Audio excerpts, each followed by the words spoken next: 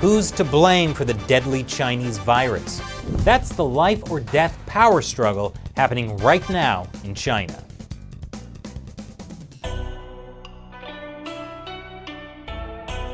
This is China Uncensored. I'm Chris Chappell.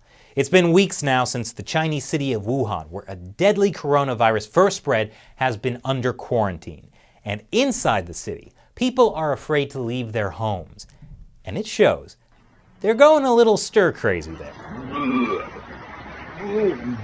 But people are finding ways to pass the time, like fishing, an impromptu lion dance for the new year, or enjoying the party life with a safe amount of distance between you and the next family. But despite it all, the people of Wuhan are finding solidarity.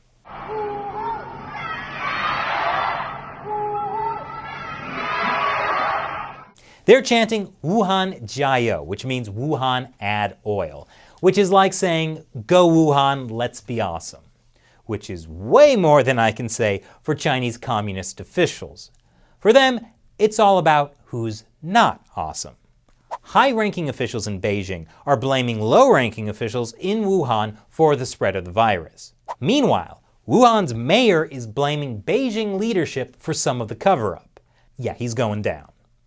But regardless of the conflict Chinese Communist Party officials are having right now, there's one thing they can all agree on. The real enemy is the Chinese people. Authorities are cracking down hard on people trying to break through the veil of government secrecy, or as they call it, spreading rumors. According to state-run Xinhua, all those who spread fake news and thus disturb social order will face up to 3 years in prison, detention, or disciplinary action.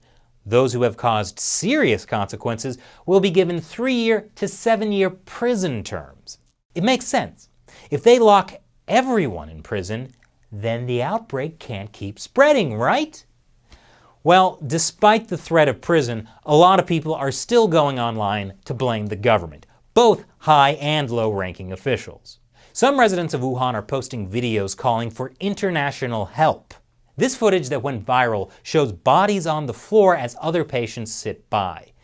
And people are posting dozens of videos of massively crowded hospitals. Which is why local authorities are trying to build a new giant hospital in a week. Don't get too enamored. The footage you've seen is originally from Chinese state media. They released it to the West as a propaganda tool so we can all see how great their authoritarian approach to problem solving is. They're not really hospitals, though. Actual hospitals cannot be built in a week. These are large temporary buildings that will be used as quarantine centers.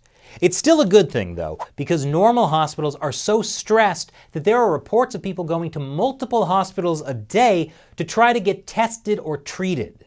Oh, and there are limited test kits available, so hospitals have to decide who they're going to test.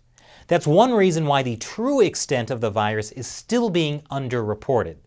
Meanwhile, earlier this week, Chinese Premier Li Keqiang visited Wuhan. Everybody was really impressed, except this auntie. You never know when you're going to have a chance to go buy groceries again. But as Li Keqiang's propaganda show went on in Wuhan, Chinese authorities in other parts of China were pinning the blame for the coronavirus on the people of Wuhan, by treating anyone who is from or has been to Wuhan like fugitives. Here's a Wuhan resident who thought he'd escape being forced into a van by police. Rather than take blame for the cover-up of the virus, the Communist Party is trying to paint the unquarantined people of Wuhan as being responsible for the spread of the virus. So I think we should all be sending a message of support to the people of Wuhan. Wuhan Jiayou. So what do you think about the blame game playing out in China? Leave your comments below. And now I'll answer a question from a fan who supports China Uncensored through the crowdfunding website Patreon. Andy Sleeper asks, demonetized? Interesting since I saw ads before, during, and after. I'm glad you brought this up, Andy. So you saw ads on a demonetized episode. What does that mean? YouTube is pretty brutal with how they demonetize us. Most episodes are instantly demonetized by a bot.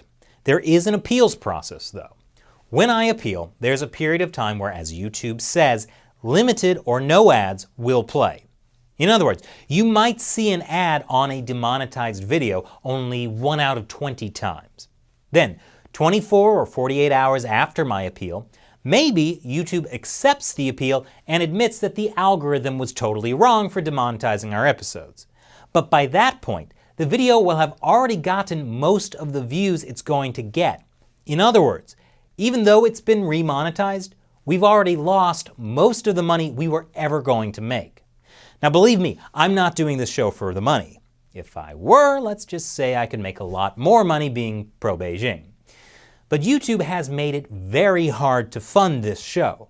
I'd have had to quit making China Uncensored years ago if fans like you, Andy, hadn't stepped up and started supporting the show through Patreon. So I think you and all the supporters on Patreon deserve a big thanks, not just from me, but from everyone else who is still able to watch the show today because of your support. For those of you watching, if you're interested in standing up to the Chinese Communist Party, join what I lovingly call the China Uncensored 50 Cent Army. Visit patreon.com/China Uncensored to learn more. Once again, I'm Chris Chappell. Thanks for watching China Uncensored.